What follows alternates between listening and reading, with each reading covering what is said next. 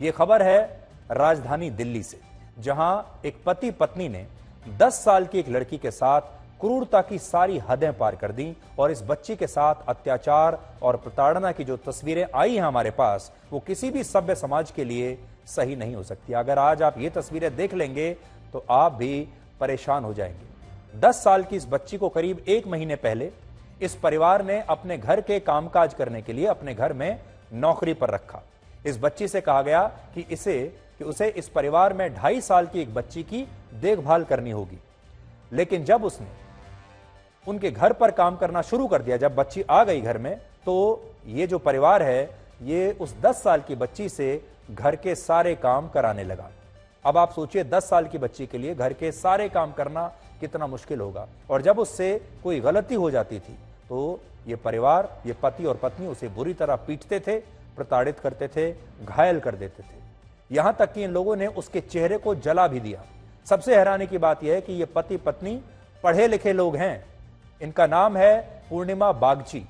ये महिला Indigo airlines में पायलट है। अब आप सोचिए, जिस परिवार ने इस बच्ची को रखा अपने घर में, वो महिला एक एयरलाइंस में पायलट है।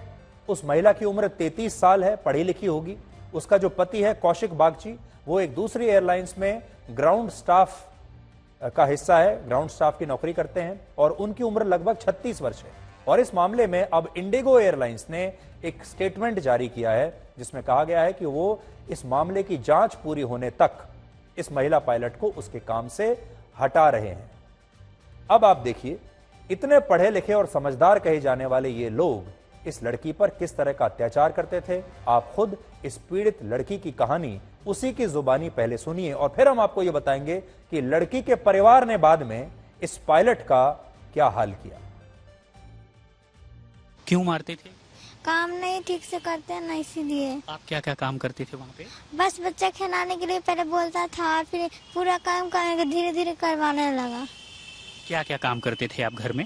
पहले बच्चे खिलाते थे ना और फिर धीरे धीरे पूरा काम करवाने लगा। तो मारने की वजह क्या थी, क्यों मारते थे? वो वर्दी उर्दी जल गया था ना, इसीलिए यही प्रेस से यहाँ जला दिया था।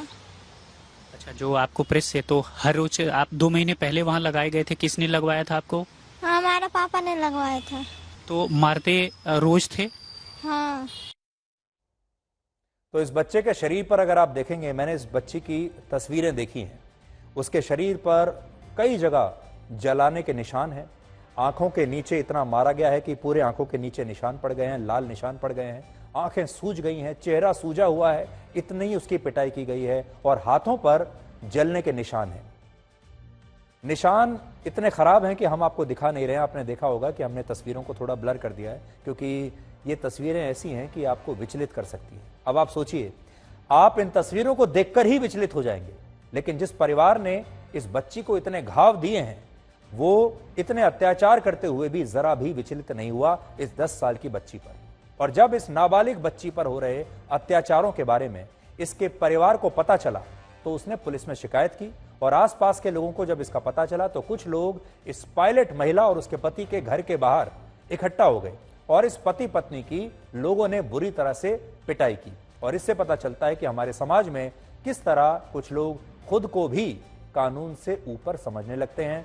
ये पिटाई जब इनकी हो रही है, इनकी तस्वीरों को देखकर आपके मन में सवाल जरूर उठेगा कि क्या अब हमारे देश में सारा काम भीड़ ने अपने हाथों में ले लिया है। पहले आप ये तस्वीर देख लीजिए।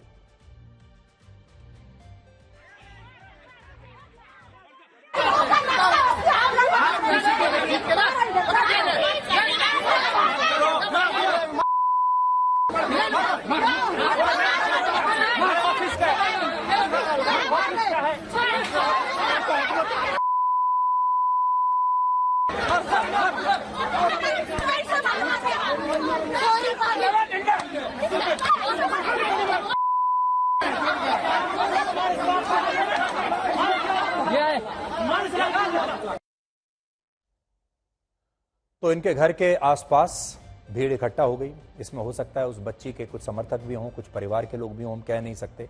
लेकिन उसके बाद उन्होंने क्या किया इस पति पत्नी के साथ, वो भी आपने देख लिया। ये दोनों ही तस्वीरें किसी भी सभ्य समाज के लिए दुर्भाग्यपूर्ण है, लेकिन इन तस्वीरों में हमारे समाज की एक सच्चाई भी आपको पता चलती है। अब देखिए, इसमें कुछ सवाल हैं आपके लिए। पहला सवाल तो यह है कि इतने पढ़े लिखे लोग, जो महिला पायलट है जिसका पति इतना पढ़ा लिखा है, अच्छा पैसा कमाते हैं, उन लोगों ने सिर्फ एक 10 साल की बच्ची को अपने घर में, नाबालिग बच्ची को अपने घर में काम काज के लिए रख लिया। जो बच्ची ट्रेंड नहीं है उस बच्ची से सारा काम करवा रहे हैं और फिर उस पर अत्याचार कर रहे हैं। यह गैर कानूनी है, यह अपराध है। ऐसे परिवारों को, छोटे बच्चों को अपने घर पर काम पर नहीं बल्कि उन्हें स्कूल भेजना चाहिए था, उसकी एजुकेशन का पैसा देना चाहिए था, लेकिन इस परिवार ने उल्टा किया, जानते हुए कि यह अपराध है। दूसरी गलती इस बच्ची के परिवार की भी है। बच्ची के परिवार को इस बच्ची को स्कूल में पढ़ाना चाहिए। आजकल इतनी सारी सरकार की योजनाएं हैं, बच्ची के परिवार ने इसको काम पर क्यों लगाया, ये उनकी गलती है। और तीसरी बात यह है कि जो भीड़ है उसने कानून को अपने हाथ में ले लिया और सारा फैसला खुद करने की कोशिश की।